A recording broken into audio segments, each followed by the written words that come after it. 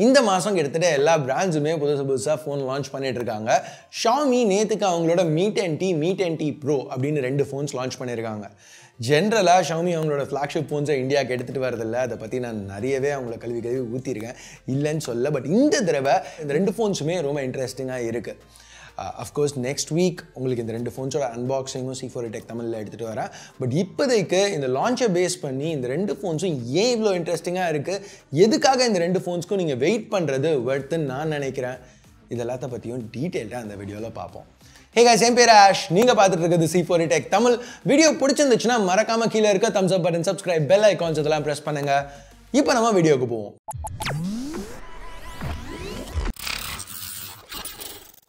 Okay, முதல்ல நம்ம உண்மை பேசுவோம். Xiaomi ஒரு வேல்யூ பிராண்ட் தான். Xiaomiயை வந்து ஒரு ப்ரீமியம் பிராண்டுன்னு யாரும் பார்க்கல, இதுதான் உண்மை. இப்போது Mi 10 அவங்க லான்ச் பண்ணையில் 50,000 ரூபாய்க்கு லான்ச் பண்ணுவாங்கன்னு நம்ம எதிர்பார்க்கல. ஏன்னா ஷாமிங்கிற பிராண்டுக்கு 50,000 பே பண்ணணுமா அப்படிங்கிறது நிறைய பேரோட கேள்வி. ஸோ இந்த தடவை அதை அட்ரெஸ் பண்ணுறதுக்காக Xiaomi ரொம்பவே அக்ரெசிவாக, ரொம்ப காம்படிட்டிவாக ப்ரைஸிங் எடுத்துகிட்டு வந்திருக்காங்க. Mi 10T 36,000 ரூபாயிலேருந்து ஸ்டார்ட் ஆகுது. Mi 10T Pro 40,000 ரூபா. இது மட்டும் இல்லாமல் 3,000 ரூபாய்க்கு கார்டு ஆஃபர்ஸும் இருக்குது. ஸோ எஃபெக்டிவாக 33,000-37,000 ரூபா. ஸோ இப்போ Mi 10ஓட கம்பேர் பண்ணையில் இது ரொம்பவே இன்ட்ரெஸ்டிங்கான, ரொம்ப நல்ல ஒரு டீல் மாதிரி தெரியுது. பட் எப்படி ரேட்டை கம்மி பண்ணியிருக்காங்க? இப்போ தான் கொஞ்ச நாள் முன்னாடி 50,000க்கு கம்மியாக எடுத்துகிட்டே வர முடியாது அப்படின்னு சத்தியம் பண்ண பிராண்டு இன்றைக்கி 36,000 ரூபாய்க்கு ஃபோன் எடுத்துகிட்டு வந்திருக்காங்க. அதே 865 சிப்போடனா ஏதாவது கட் பண்ணியிருக்கணும்ல. என்ன கட் பண்ணியிருக்காங்க? ஆக்சுவலாக பார்த்தீங்கன்னா அவங்க கட் பண்ணது கம்மி தான். இன்ஃபேக்ட் சில விஷயங்களை மாற்றிருக்காங்க. முன்னாடி இருந்த மாதிரி இல்லாமல் இங்கே ட்ரேட் ஆஃப்ஸ் கொஞ்சம் வேறு மாதிரி வந்திருக்கு. ஸோ அது என்ன அப்படிங்கிறத இங்கே பார்ப்போம். முதல் ட்ரேட் ஆஃப் டிஸ்பிளே. இது இன்னமும் 6.67 இன்ச் பேனல் தான். ரெசல்யூஷன் மாறல, ஃபுல் HD+. ஆனால் டெக்னாலஜி மாறி இருக்குது. முன்னாடி AMOLED யூஸ் பண்ணிட்டு இருந்தாங்க, இங்கே LCD தான் யூஸ் பண்ணுறாங்க. பட் அதுக்காக இது ஒரு டவுன் கிரேட்னு சொல்ல முடியாது. ஏன்னா இங்கே இன்னொரு விஷயம் எடுத்துகிட்டு வந்திருக்காங்க. முன்னாடி Mi 10ல் ரெஃப்ரெஷ் ரேட் 90 Hz இருந்துச்சு, இதில் 144 Hz. ஸோ இது மட்டும் இல்லாமல் டிஸ்பிளேல அடாப்டிவ் சிங்க் அப்படின்னு ஒரு டெக்னாலஜியும் எடுத்துகிட்டு வந்திருக்காங்க. ஸோ இதை யூஸ் பண்ணி 7 வித்தியாசமான ரெஃப்ரெஷ் ரேட் ஆப்ஷன்ஸ் இந்த டிஸ்பிளே ஆஃபர் பண்ணும். ஸோ பேசிக்காக என்ன கண்டென்ட் ஸ்க்ரீனில் இருக்குது, என்ன ஆப் நீங்கள் யூஸ் பண்ணுறீங்க அப்படிங்கிறத பேஸ் பண்ணி இந்த வித்தியாசமான ரெஃப்ரெஷ் ரேட்ஸ்க்கு மாற்றி ஸ்விட்ச் ஆகிக்கும். ஸோ இதனால் 144 Hzக்கு போனாலும், AMOLEDக்கு பதிலாக LCDக்கு வந்தாலும் பேட்ரி லைஃப் பெருசாக பாதிக்கப்படாது அப்படின்னு Xiaomi சொல்கிறாங்க. இதை நம்ம யூஸ் பண்ணி தான் டெஸ்ட் பண்ணணும். பட் இப்போதைக்கு இதுதான் அவங்க சொல்லியிருக்காங்க. அடுத்து சைடில் கர்வ் ஆகிறதுக்கு பதில் இந்த டிஸ்பிளே ஃப்ளாட்டாக இருக்குது. இப்போது பார்த்தீங்கன்னா சாம்சங் மாதிரி நிறைய பிராண்ட்ஸ் கர்வ்லேருந்து ஃப்ளாட்டுக்கு தான் மூவ் பண்ணிகிட்ருக்காங்க. ஏன்னா யூசர்ஸ் நிறைய பேருக்கு ஃப்ளாட் டிஸ்பிளே தான் ப்ரிஃபரன்ஸாக இருக்கிறதுனால பர்சனலாக எனக்கு கர்வ் டிஸ்பிளேஸ் பிடிக்கும். ஸோ எனக்கு இது ஒரு நெகட்டிவ் மாதிரி தான் தெரியுது. பட் காமன் கன்சென்சஸ் நிறைய பேர் ஃப்ளாட் பேனல்ஸ் ப்ரிஃபர் பண்ணுறதுனால இது ஒரு மேஜர் நெகட்டிவாக இல்லாமல் இருக்கலாம். அடுத்து ஓவரால் ஃபுட் பிரிண்ட். ஃபோனோட சைஸ் லைட்டாக இன்க்ரீஸ் ஆகிருக்கு. ஏன்னா ஸ்க்ரீன் டு பாடி ரேஷியோ போன தடவையோட இங்கே கம்மியாக தான் இருக்குது. அதுக்கு காரணம் கர்வ் பேனலுக்கு பதில் ஃப்ளாட் பேனல் யூஸ் பண்ணியிருக்கிறது. அது மட்டும் இல்லாமல் வெயிட்டும் கிட்டத்தட்ட 8-10 கிராம் இன்க்ரீஸ் ஆகிருக்கு. இதுவும் ஒரு ட்ரேட் ஆஃப்னு தான் சொல்லலாம், ஒரு டவுன் கிரேட்னு சொல்ல முடியாது. ஏன்னா பேட்டரி கெப்பாசிட்டியும் இங்கே ஒரு 5% இன்க்ரீஸ் பண்ணியிருக்காங்க. 4780 mAh-லேருந்து 5000 mAh போயிருக்காங்க. சார்ஜ் ஸ்பீட்ஸும் மார்ஜினலாக இன்க்ரீஸ் ஆகிருக்கு. திருப்பி பார்த்து இங்கே வந்து ஒரு 10%, 30லேருந்து 33 வாட்ஸ். வயர்லெஸ் சார்ஜிங் ஆனால் டோட்டலாக கட் பண்ணிட்டாங்க. ஸோ அது ஒரு கார்னர் கட் பண்ணது தான், ஒரு நெகட்டிவ் தான்.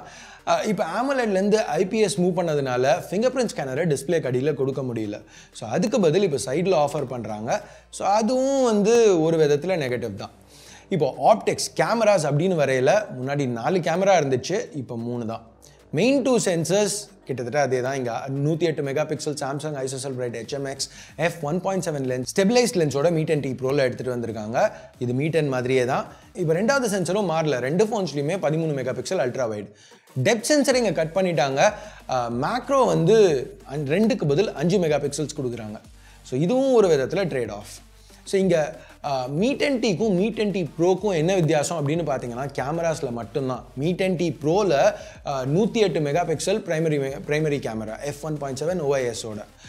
Mi 10Tல 64 megapixel primary camera f1.9 லென்ஸோட. ஆனால் இதில் ஸ்டேபிளைசேஷன் கிடையாது. இது தவிர ரெண்டு ஃபோன்ஸ்லேயும் எல்லாமே எக்ஸாக்டாக ஒரே மாதிரி தான் இருக்குது.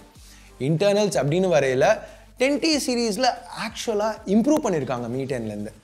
உள்ள சிப் அதே ஸ்னாப்ட்ராகன் 865 தான், 865 ப்ளஸ்லாம் இங்கே கிடையாது, அதே DDR5 RAM. ஆனால் Mi 10ல் UFS 3 ஸ்டோரேஜ் யூஸ் பண்ணாங்க, Mi 10T சீரீஸில் UFS 3.1 யூஸ் பண்ணியிருக்காங்க. மற்ற வேரியன்ஸ் அப்படின்னு பார்க்கல Mi 10T 6GB RAM 128GB ஸ்டோரேஜோடையும் 8GB RAM 128GB ஸ்டோரேஜோடையும் எடுத்துகிட்டு வராங்க. 10T Pro வெறும் 8128ல் மட்டும்தான் அவைலபிளாக இருக்குது. ரெண்டு ஃபோன்ஸ்க்குமே NFC கொடுத்துருக்காங்க. இந்தியாவில் கூட ஜென்ரலாக Xiaomi அதை கட் பண்ணுவாங்க, பட் இங்கே அப்படி இல்லை. வீடியோ ரெக்கார்டிங் 8K வரைக்கும் சப்போர்ட் பண்ணுது. ஸ்டீரியோ ஸ்பீக்கர்ஸ் ரெண்டு ஃபோன்ஸ்லையுமே இருக்குது. சாஃப்ட்வேர் அப்படின்னு பார்க்கல Mi 10 MIUI 11ல் லான்ச் ஆச்சு, இந்த ஃபோன் MIUI 12ல் லான்ச் ஆயிருக்கு. Android 10ஓட Android 10 மேலே பில்ட் பண்ண MIUI 12. Mi 10லையும் இப்போ MIUI 12 இருக்குது. ஸோ பெருசாக வித்தியாசம் எதுவும் இல்லை.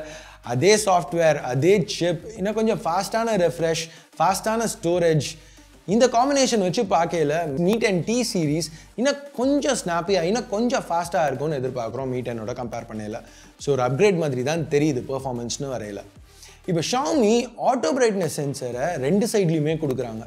ஸோ இதனால நீங்கள் வெளியில் இப்போது வெயிலில் ஃபோனை யூஸ் பண்ணல டக்குன்னு எடுத்து உங்கள் ஃபோன் ஃப்ரண்ட்டில் வந்து நிழல் விழுந்துச்சுன்னா கூட கரெக்டாக ஆட்டோ பிரைட்னஸ் மாறும் அப்படின்னு மனுகுமார் ஜெயின் சொன்னாப்பில் லான்ச்சில்.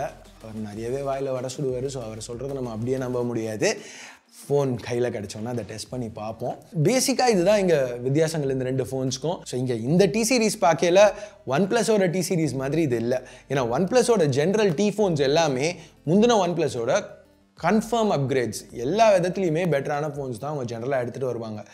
இங்கே அந்த அளவுக்கு Mi 10ஓட இது பெட்டரான ஃபோனா எல்லா விதத்துலையும் ஆமான்னு சொல்ல முடியாது. ஆனால் Mi 10ல் நல்லா இருந்த நிறைய விஷயங்களை இங்கே ரீட்டைன் பண்ணியிருக்காங்க. இப்போ ஒயர்லெஸ் சார்ஜிங் மாதிரி சில விஷயங்களை கட் பண்ணியிருக்காங்க. ஆனால் அதுக்கு காம்பன்சேட் பண்ணுறதுக்கு 14,000 17,000 ரூபா வரைக்கும் ரேட்டை கம்மி பண்ணியிருக்காங்க. ஸோ அந்த ப்ரைஸுக்கு இந்த செக்மெண்ட்டில் இது ரொம்பவே ஒரு இன்ட்ரெஸ்டிங் ஃபோன் மாதிரி தான் தெரியுது. ஏற்கனவே சொன்ன மாதிரி அடுத்த வாரம் அன்பாக்சிங் வீடியோவில் இதை இன்னும் டீட்டெயில்டாக பார்ப்போம். இப்போதைக்கு உங்களுக்கு வேறு ஏதாவது கேள்வி இருந்துச்சுன்னா கீழே கமெண்ட்ஸில் சொல்லுங்கள். நீங்கள் என்ன கேட்குறீங்களோ அதை அன்பாக்சிங் வீடியோவில் ஆன்சர் பண்ண ட்ரை பண்ணுறேன். ஸோ அவ்வளோதான் இந்த சின்ன வீடியோக்கு. பிடிச்சிருக்கு பிடிக்கல என்ன நினைக்கிறீங்களோ அதை பேஸ் பண்ணி தம்ஸ் அப் இல்லை தம்ஸ் டவுன் பட்டனை ப்ரெஸ் பண்ணுங்கள். சப்ஸ்கிரைப் பண்ணலன்னா சப்ஸ்கிரைப் பட்டன் ஏற்கனவே சப்ஸ்கிரைப் பண்ணியிருந்தீங்கன்னா பக்கத்தில் உள்ள பெல் ஐக்கான் அதையும் ப்ரெஸ் பண்ணுங்கள். அப்போ தான் நான் போடுற வீடியோஸை நீங்கள் மிஸ் பண்ணாமல் பார்க்க முடியும். ஸோ அடுத்த வீடியோவில் உங்களை திருப்பி சந்திக்கிற வரைக்கும் என் பேர் ஆஷ். நீங்கள் பார்த்துட்டு இருக்கிறது C4E Tech Tamil. Have a nice day. Bye.